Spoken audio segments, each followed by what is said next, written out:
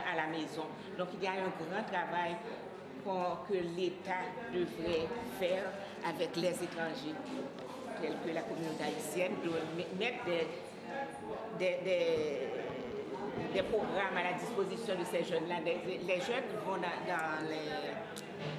à la garderie, c'est vrai, mais ce n'est pas juste la garderie.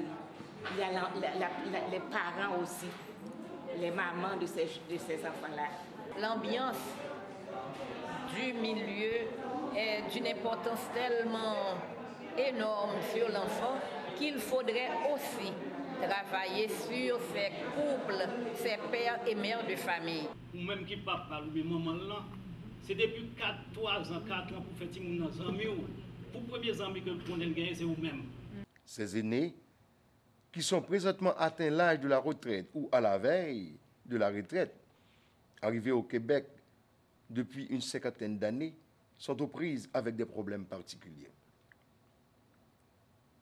Or, pourrions-nous croire que le manque d'intégration et les normes culturelles des pays d'origine de ces aînés sont les principaux obstacles? Les problèmes confrontés par ces aînés pourraient-ils aussi s'expliquer en partie par le fait qu'ils pensent toujours à retourner au pays d'origine sans se soucier de leur retraite? On imagine que des gens qui ont donné des années de travail, des connaissances, d'expérience, rendus à 65 ans et plus, sont maintenant tassés des côtés. Je vais peut-être poser la question sur 2 plans.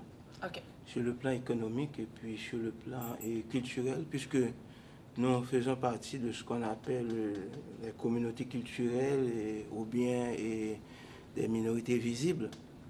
Moi, je pense que sur le plan économique, quand on a passé toute sa vie, qu'on n'a pas un bon emploi et qu'on ne peut pas acheter, enfin, des régimes de retraite, quand on ne peut pas acheter un rire. Donc c'est sûr que quand on arrive à 65 ans, on va avoir beaucoup de problèmes. Pour moi, c'est les gens qui sont ici depuis 50 années. Moi, je pense que, d'après moi, leur problème, ce n'est pas les normes culturelles de leur pays d'origine qui deviennent un obstacle. Je ne pense pas. Parce qu'ils sont bien, ils arrivent à travailler dans les milieux, sont des professionnels, ils connaissent, ils ont déjà été un peu acculturés à la culture occidentale. Définitivement, il y a un lien de corrélation et même je pourrais dire qu'il y a un lien de causalité, un lien de cause à effet entre la vie des immigrants et le problème migratoire. On peut parler de 2 catégories d'aînés. Il y a par exemple les aînés qui viennent directement d'Haïti, qui sont parrainés par leur famille et qui arrivent au Québec, mais ils ont vécu toute leur jeunesse et leur période d'adulte en Haïti. Ils viennent ici, donc ils sont accueillis par la famille. Voilà qu'ils se retrouvent au Québec, mais ces aînés-là n'ont pas cette possibilité d'une intégration dans la société québécoise comme telle. Il y a aussi une autre catégorie d'aînés actuellement, qu'il y a quelques années qu'on n'avait pas. Ce sont les Haïtiens arrivés dans les années 60 et 70. Alors que la société pouvait utiliser ces gens-là parce que ce sont des gens qui ont quand même des compétences, expériences et connaissances. Donc, comment faire en sorte que ces gens-là qui se sont intégrés à la communauté québécoise pourraient servir de lien avec les aînés venant d'Haïti? Il y a aussi le problème linguistique qui est important. Par exemple, quand vous prenez une personne qui parle que le créole et vous amenez cette personne-là dans un centre québécois, pour maison, pour, comment ça s'appelle, personne âgée, là, et puis cette personne-là ne sait pas s'exprimer en français. Alors tout ce qui se passe à l'intérieur de cette maison-là, ou bien de ce foyer-là, il est complètement absent. Même quoi que son problème très sérieux, parce que depuis 1960, et les Haïtiens ont toujours eu un pile problème, tu vois, problème d'isolement, problème de racisme, et tout problème ça va déterminer des problèmes de maladie et de santé. L'Église a aussi un rôle déterminant à jouer dans ces genres de problématiques. Voyez? Vivre, c'est un art. Il faut que les Haïtiens, les aînés apprennent à dire, ok, d'accord, moi, je vais partir à la retraite en juin 2010. Donc, pour l'instant, voilà ce que je vais faire. Je n'ai pas d'argent pour voyager, mais je peux quand même vivre. Il faut aller encore à la culture. Nous venons d'une culture où ce qu'on entend par famille est différent de ce qu'on entend par famille dans la culture d'accueil. Donc, je pense que les jeunes, à ce moment-là, doivent communiquer avec leurs parents. Qu'est-ce que tu aimerais faire quand tu t'en vas, quand tu seras à la retraite? C'est un travail qui devrait se faire dans les deux camps, qui veut dire chez les aînés et chez les plus jeunes. Ce que je trouve, malgré leur acculturation à la culture occidentale, ils ont toujours dans leur tête ce rêve de retour, comme vous avez bien dit. À un moment donné, on va retourner dans notre pays d'origine. L'idée de retour possible en Haïti les a toujours, je ne sais pas, toujours gardé comme en otage par rapport à ce qui se passait autour d'eux. La famille, c'est une réalité multidimensionnelle, la famille. Par exemple, il y a ce qu'on appelle la famille nucléaire, il y a la famille à garde partagée, la famille monoparentale, mais aussi il y a la famille élargie. Une famille élargie qui fonctionnait à travers les frontières internationales, disons, des pays d'ici et en Haïti, ça aussi, ce n'est pas resté pareil. Donc, il y a un certain nombre de facteurs au niveau psychologique, émotif. On souhaite quelque chose, mais en réalité, les choses passent autrement. On ne peut pas avoir une stratégie visant à nous intégrer totalement, complètement à la société, parce que nous pensons à nous-mêmes, nous pensons à ceux qui sont derrière nous. L'autre bagaille pour nous envisager, c'est que le coût de la vie augmente de chaque jour. On a la nostalgie des fois. Ça explique pourquoi est-ce qu'on ne peut pas penser à soi après l'âge de la retraite. C'est le problème socio-économique, ce n'est pas la question. C'est beaucoup plus dans un âge avancé. Comment on vit notre vieillissement et qu'est-ce que c'est la réalité de aussi la société d'accueil par rapport au statut des personnes âgées. Les gens qui sont arrivés ici comme médecins, comme techniciens, voyez-vous, peut-être eux autres, compte tenu du milieu dans lequel ils travaillent, ils peuvent penser à ça. Mais peut-être nous autres, de la classe moyenne, bon, on ne pense pas vraiment à la retraite. Ce n'est pas ni l'État d'ici qui va résoudre le problème, ni seulement les institutions qui vont régler le problème, ou seulement les informer comment préparer leur retraite, c'est pas ça qui va régler le problème. C'est tout le monde, tout le monde a une responsabilité. Mais première responsabilité, c'est la famille. Aujourd'hui, les gouvernements du Québec et du Canada ont mis beaucoup d'accent sur le programme d'aidants naturels afin de pouvoir mieux encadrer les aînés dans leur milieu respectif. À vous jeunes et aux aînés que je pose cette question, d'après vous, sentiriez-vous réellement prêt à vous adhérer à un tel programme? Je pense que certaines communautés, les Haïtiens, les Italiens, peut-être les hispanophones, sont déjà des aidants naturels parce que nous avons l'habitude de prendre soin de nos parents. Je pense qu'un aidant naturel, c'est un volontaire. Je ne pense pas que c'est juste une question de volonté. Je pense aussi qu'il y a une question de compétence, une question de moyens aussi. Parce que des cas qui sont peut-être considérés comme trop lourds que si tu l'amènes chez toi pour améliorer la vie de tes parents, mais qui détériore la tienne, il faut quand même balancer. Les parents ne veulent pas rester non plus chez leurs enfants. Ils ne veulent pas. Parce qu'ils se sentent vraiment pas autonomes quand ils restent chez leurs enfants. Les enfants doivent aller chercher le maximum qui est possible, comme Mathilde vient de dire, parce que vous voulez aider les aînés, il faut que les moyens soient là, il faut que les moyens soient présents, il faut que les compétences aussi soient là. C'est ça que j'aime avec les jeunes, c'est leur côté réaliste des choses. Il peut y avoir des cas que, quelle que soit votre bonne volonté, hein, le parent est pris dans une problématique, et soit au point de vue comme mademoiselle vient de le dire, et Sabrina, que vous ne pouvez pas vraiment l'encadrer, l'accompagner. Donc, il faut bien qu'elle se trouve dans un milieu auquel elle peut recevoir les soins nécessaires. C'est une question de principe, tout simplement. J'aimerais qu'on me fasse la même affaire quand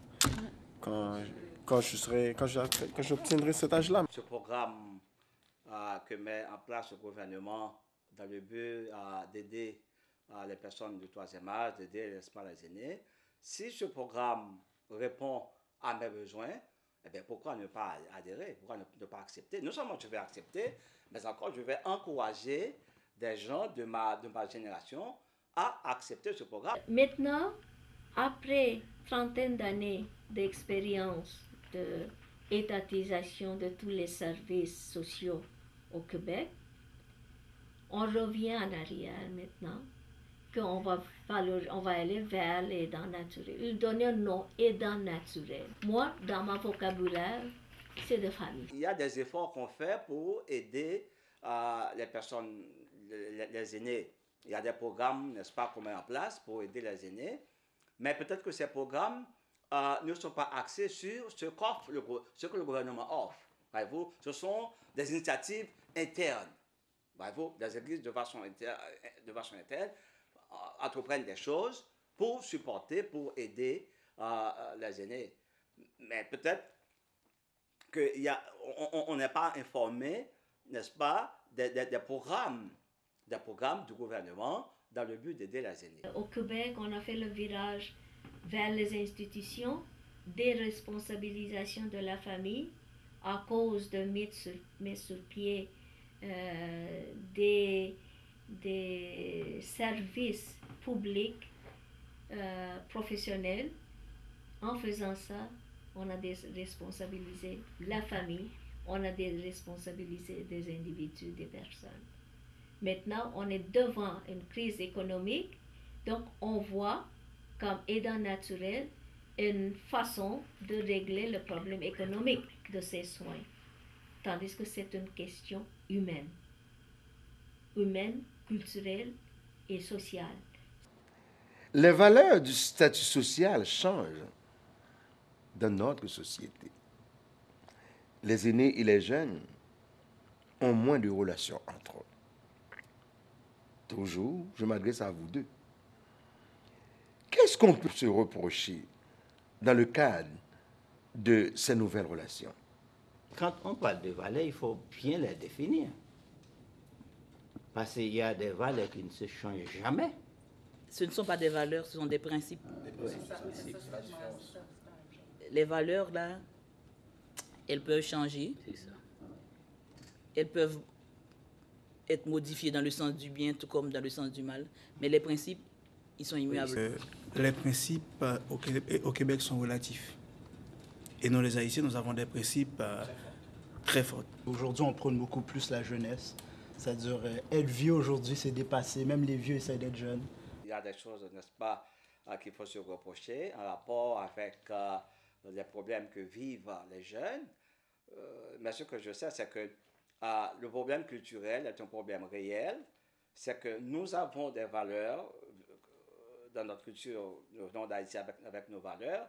Ces jeunes sont nés ici, ils ont grandi ici, ils sont immergés dans notre culture avec d'autres valeurs. Donc, on ne comprend pas ni un ni l'autre. Donc, c'est une situation essentiellement interculturelle. Les aînés issus des communautés culturelles, suite à la Révolution tranquille des années 60, se retrouvent au stade de 3 générations.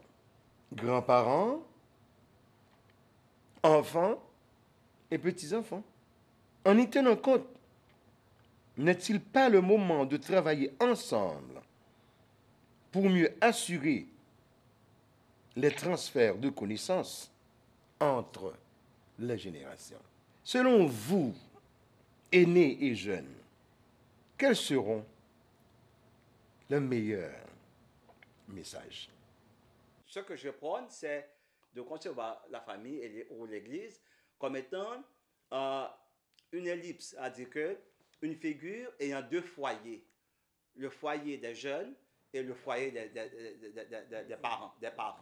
Maintenant, si on a cette image en tête, eh bien, on va savoir que on doit accorder du temps aux jeunes. On va prendre en considération ce que font les jeunes pour pouvoir les aider, pour pouvoir les orienter vers des valeurs sûres, si vous voulez, vers une profession, vers une carrière, vers ce qui est bien, ce qui est bon dans cette société. Vrai, on va trier sur le volet, mais il y a des jeunes qui sont efficaces, qui sont sortis des universités, qui travaillent ici, et puis qui réussissent à vivre. Nous avons, en tant que parents, une lourde responsabilité, parce que l'avenir des jeunes dépend de ce que nous leur offrons aujourd'hui. Est-ce que nos parents sont préparés pour ça? Sont loin d'être préparés. À peine ils comprennent qu'est-ce qui se passe à l'école. À peine ils comprennent qu'est-ce qui se passe. À peine ils n'ont pas le temps de transmettre à leurs jeunes pour faire comprendre qu'est-ce que c'est leur valeur. Donc, pour répondre à cette question-là entre les générations, il y a beaucoup de chemin à faire et beaucoup d'investissements à faire, une façon, avec une prise de conscience de défis interculturels. Oui, s'il y a quelque chose à se reprocher, c'est ça, c'est que des fois, nous sous-estimons l'importance d'une bonne communication avec les jeunes.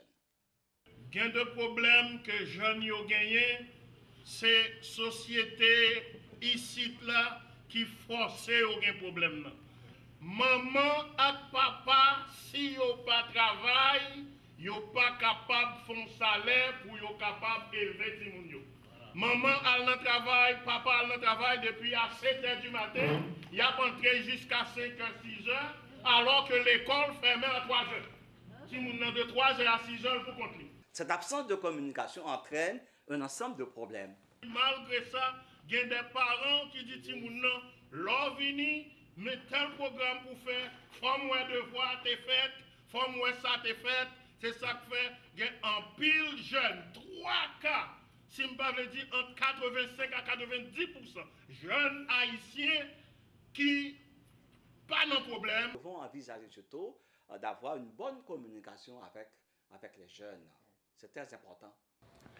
On présume souvent que les jeunes ont des problèmes d'échange avec les aînés, portés parfois à la non-reconnaissance des expériences et des compétences qu'ils en font preuve dans leurs relations. Jeunes, s'agit-il de problèmes d'ordre relationnel et ou affectif